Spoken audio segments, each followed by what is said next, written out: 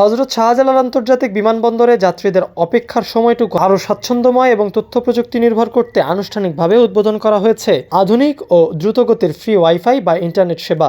যুগান্তকারী এই উদ্যোগের ফলে দেশের প্রধান এই বিমানবন্দরে যাত্রী সেবায় যুক্ত হলো সম্পূর্ণ নতুন একটি ডিজিটাল সুবিধা। এর মাধ্যমে যাত্রীরা এখন থেকে বিমানবন্দরে অবস্থানকালীন সময়ে খুব সহজেই বিশ্বমানের ইন্টারনেট সেবা উপভোগ করতে পারবেন। নতুন চালু হওয়া এই আধুনিক ওয়াইফাই নেটওয়ার্কের সক্ষমতা আগের যে কোনো সময়ের চেয়ে অনেক বেশি উন্নত ও শক্তিশালী। বিমানবন্দর কর্তৃপক্ষ বলছে, এই ফ্রি ওয়াইফাই সেবার মাধ্যমে একসঙ্গে 37,500-এরও বেশি লগ ইনের বিশাল সুবিধা রাখা হয়েছে। পুরো সিস্টেমটি সর্বোচ্চ 40 জিবিপিএস ব্যান্ডউইথ সক্ষমতায় পরিচালিত হচ্ছে, যার ফলে পুরো এলাকা জুড়ে অত্যন্ত দ্রুতগতির ও স্থিতিশীল ইন্টারনেট সংযোগ নিশ্চিত করা সম্ভব হবে।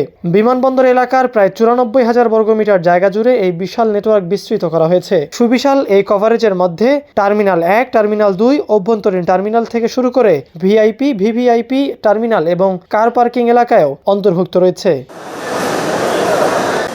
বিস্তৃত এই নিরবিচ্ছিন্ন নেটওয়ার্ক স্থাপনের জন্য বিমানবন্দরে সর্বাধুনিক প্রযুক্তির ব্যবহার করা হয়েছে। পুরো এলাকা জুড়ে মোট 250টি অ্যাক্সেস পয়েন্ট, 48 কিলোমিটার দীর্ঘ অপটিক্যাল ফাইবার ও ইন্টারনেট কেবল এবং 37টি অ্যাক্সেস সুইচ সফলভাবে স্থাপন করা হয়েছে। প্রতিটি অ্যাক্সেস পয়েন্ট একই সাথে 150টি লগ ইনে নিরবিচ্ছিন্ন সেবা দেওয়ার সক্ষমতা রাখে।